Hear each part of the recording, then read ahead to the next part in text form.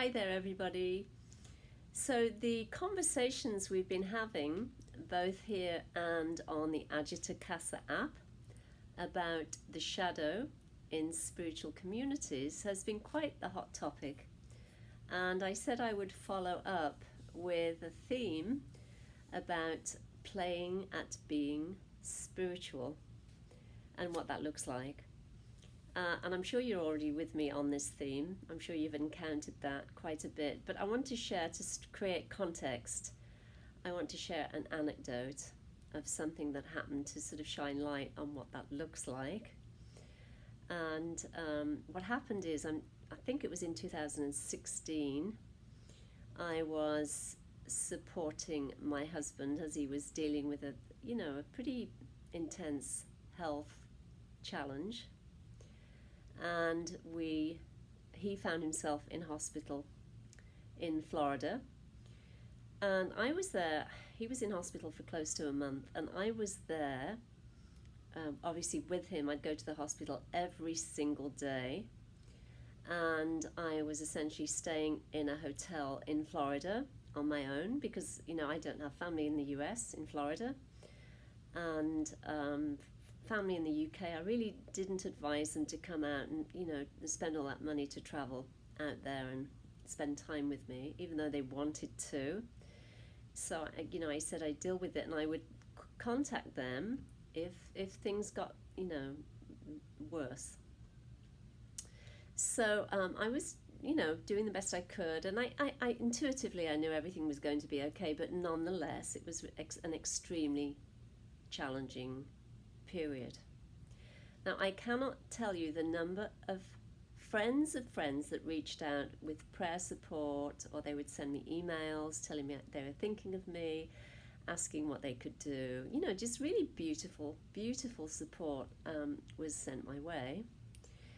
And by contrast, there were at least, I would say, 3, 4, 5 maybe people who had been part of the same spiritual community that I'd been involved with for many, many, many years. They were people that I had considered to be fairly close friends. I'd shared a lot with them. I'd supported them in their spiritual journey. I had given them practical help and support and emotional help and psychological help and all of those things. I had really always been there for them when they were going through anything difficult with respect to financial, emotional, psychological, or physical, upheaval. And I was quite surprised. I can't say I wasn't looking for any kind of sort of response from them, but I must say, after a few weeks, I was really surprised that nobody had reached out from that group and offered any kind of support at all. It was literally like they disappeared. It was so weird. And what happened is, I recall a very dear friend of mine whose name is Barbara, who I knew on Grand Bahama, and she told me some years ago that as many friends as she had, when her husband died, she said some of them completely disappeared. She didn't hear from them at all. And it was like their friendship had never existed. So this was really proven true with respect to my experience coming from these friends who I had supported for many years in this spiritual community I belonged to. I mean, it was just bizarre. That's the only word I can sort of say to describe that. Now, the thing is that there were friends of friends, people that didn't even know me, but out of their own compassionate heart, and they wouldn't even call themselves spiritual, but they would send me messages and emails. Someone even offered to take me out for lunch so that I could get away from the hospital for a while, and I met her and we did just that. And there were just these beautiful outpourings of support and love, and which were really in direct contrast to the sort of behaviors that I saw coming from this spiritual community. So I'm sharing all of that to say it's very easy to play the role of being a spiritual person, and as in the case of these people, to be able to quote the masters and to be good at meditating and to know, all the teachings, and to turn up each week for satsang and to do all these things, but be completely missing in action when it comes to being able to support someone in a humane way and in a practical, heartfelt way. And all of that said, I often recall the stories I heard about Bhagavan Nityananda and Neem Karoli Baba and Ramana Maharshi, these extraordinary master yogis, these avaduts, these great beings who were born into the world fully realized. Whenever seekers would come to them, one of the first things they would often ask is, have you rested? Did you eat? Or Bhagavan Nityananda would often say, have you been to the river to bathe, to the hot springs to bathe?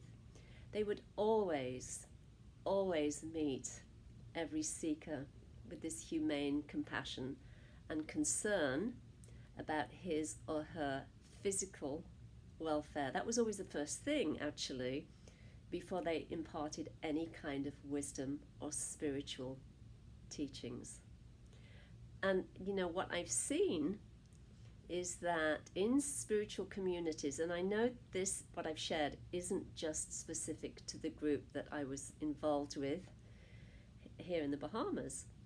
It's also been evidenced, in other groups that I've visited, and at the ashram I was living in India, and so on and so forth, that oftentimes the capacity to support people in a sort of a physical way, an emotional, psychological, very sort of helpful, supportive way is often missing. And I think it has to do more than anything with spiritual bypassing and not taking into account the full aspect and the full expression of who we all are, which is formlessness itself, expressing through form.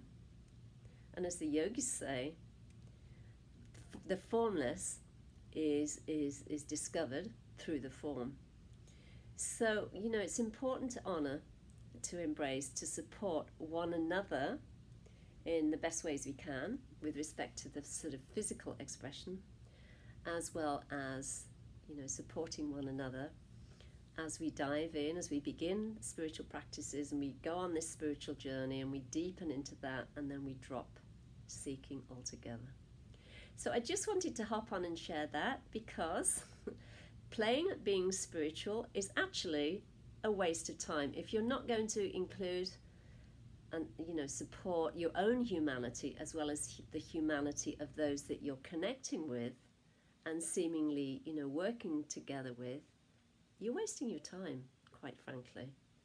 You may as well just go off and do something else, because everything must be included. Everything. You include yourself, and you include all of humanity. With the most basic kindness and consideration. So that's my little hop on today. As always, if you would like to share, please do so below. You can also share on Instagram. I'm there as Julie Hoyle Official. You can email me. You can send me an email to truealignment@yahoo.com. And you can also find me on the amazing Ajata Casa app in the Ajata Casa community. So please, let's keep this conversation going. It is so important. I feel really fiery about shining light into the truth, the absolute truth, and the recognition that you are that, and in that recognition you include your humanity and the expression of your humanity and your shared humanity in this space of love, kindness, and oneness. So thank you so much for engaging, for listening, for being interested in what I have to say. I really appreciate it, because I say these things and I share these things for you so that we can have this conversation and we can spread light and share our innate wisdom. So thank you so much. As always, keep shining bright, be well, take it easy, and I will see you soon. Bye.